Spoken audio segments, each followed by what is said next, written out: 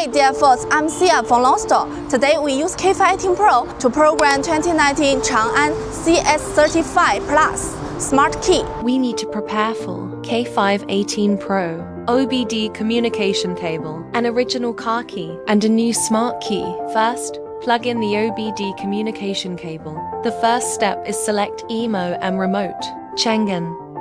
Select from Vehicle CS35 Plus. PEPs. Read PIN code. Please follow the prompts and click OK. Please switch ignition on. Click OK. Read PIN code successfully. Click OK. The second step is to choose the smart key and lose it all. Please follow the prompts. Click OK. Put the first key into the sensing area. Click OK. The PIN code is automatically entered. OK. Hear one beep. Change a key. Programming the second key. The program is completed after 2 beeps. Click OK. OK. Let's see if the keys work.